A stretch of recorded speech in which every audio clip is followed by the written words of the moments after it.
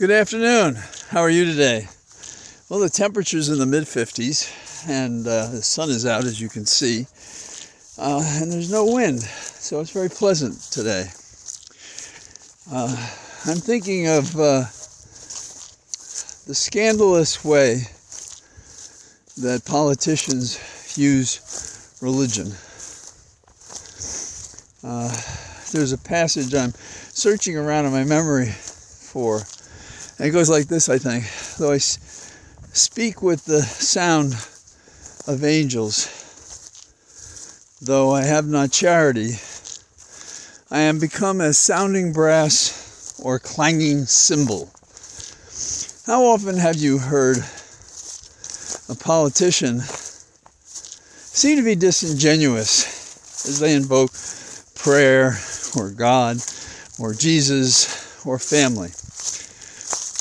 In the age of the unsaintly Santos, that probably shouldn't surprise us. But it happens all the time. And when it happens now, it's worse. Because religion, faux religion, is used to manipulate voters. It's used to justify heinous acts. Especially, the white supremacists. It's because of their religion. They are superior. And they are superior not just to we, the people, feeling that they can instruct us in the things that they do not practice themselves. But they manage to keep control and use that to discriminate against what kind of marriage you have, who you associate with, how you define yourself sexually as a person. Are you a person of color?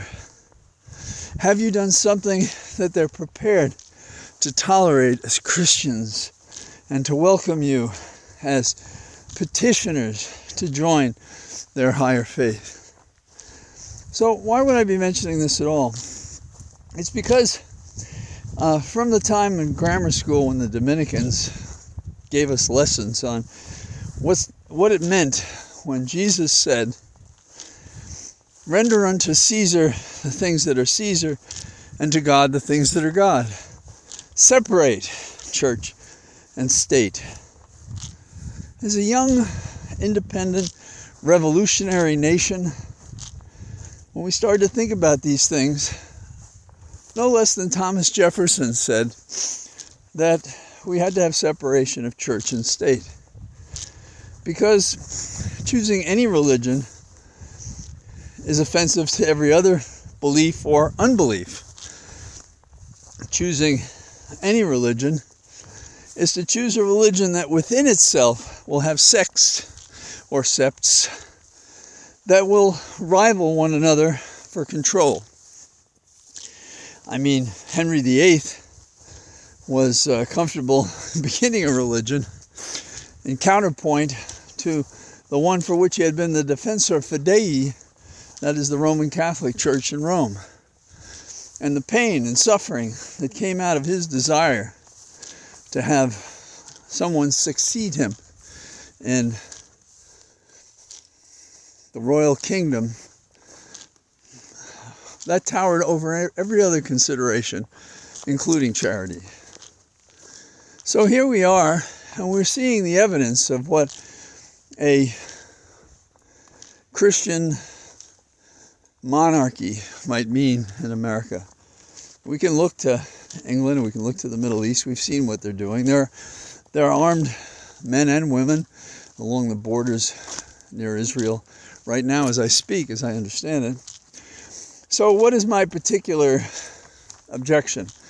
It is to the national prayer breakfast that they're having this week in D.C., in the Capitol, and some politicians are upset that they don't know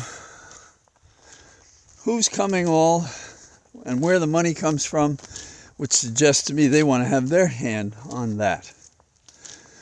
In years past, Tim Kaine didn't attend because it was more like a circus than a respectful participation.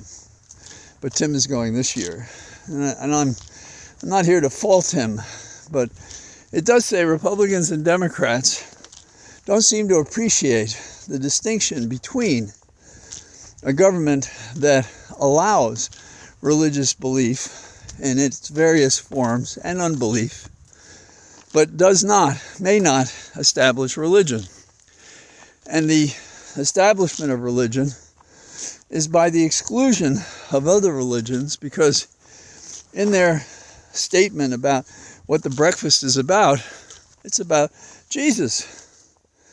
Not Jesus the Jew either. Jesus the Savior, the Christ figure.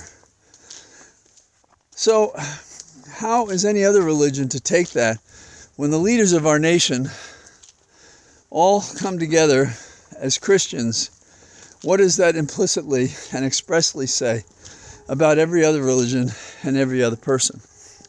What does it say about what we can expect from a government like that, particularly at a time when religion has become the justification for the most heinous acts in every direction? So I think what we should do is we should remove this prayer breakfast that goes back to 1953 with Eisenhower to this week when Biden is going to speak. And I don't quarrel with his right to have such strong beliefs himself. But I think it is rude, improper, that he should be speaking publicly about his religion in the context of public affairs. We catch him at a wedding or some other non-public event, perhaps, but even then, I think you have to be sensitive as a public figure to what you have to say. I thought the Dominican nun, when I was in grammar school, said it plainly and clearly, and I've never found fault with her analysis in the various more subtle ways I've discovered since. And what we're doing when we're teaching our children religion, those of us who do, what are we telling them? And are we telling them that they have to have this very thin charity toward their own kind and not to anybody else or those who do different things, unlike what Jesus would say? And I think all the best religions, in terms of their ethics, they have the literature that says you should be a certain way, but the practice never measures up. It's interesting. And for those who believe that life is a grand opera and how you conduct yourself in this life is all there is, and so you should do a good job of it, they have no room for such people. Over the years, I have appeared in some stage productions, and one of them was South Pacific. And after you're off book and you know your lines, during the rehearsals, it's repeated and repeated. And particularly if you're not saying it, you're listening, you hear the words. And among the words that I always found distressing but true were that you have to be taught, carefully taught, to hate and fear. And they're talking about children. You have to be taught, carefully taught, to hate and fear. And how could you feel otherwise about, say, McCarthy? I don't know what his background is, but he's one of these religious hypocrites. You know, he's got a screed out today about telling the truth when he doesn't. He's probably going to the prayer breakfast and will say things there about how evil the Democrats are. And I think they share in the offense by the fact that they're both gathering there to do business, nothing else. And we have to drive them out of the Capitol as Jesus drove the money lenders out of the Temple of Jerusalem, because it's the right thing to do.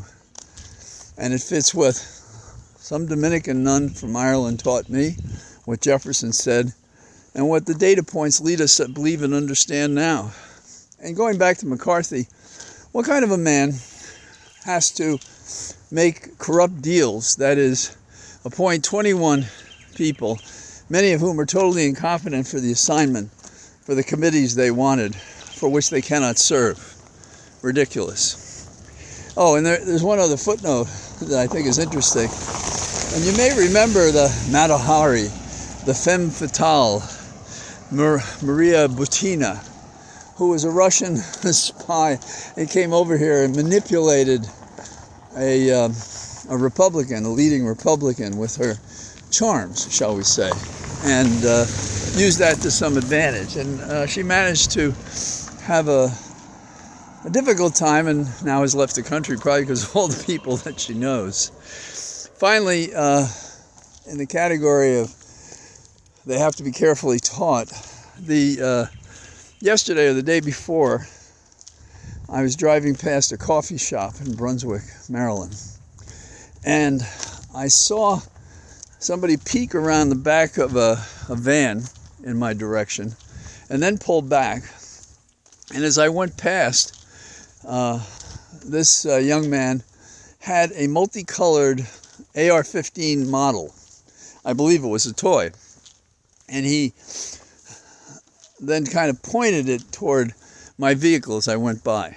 Okay, so was he playing, or will he someday get a real AR-15 and find a cause that justifies him shooting and killing people? I don't know. I didn't stop. I didn't go back. I thought of it, but I had to be somewhere.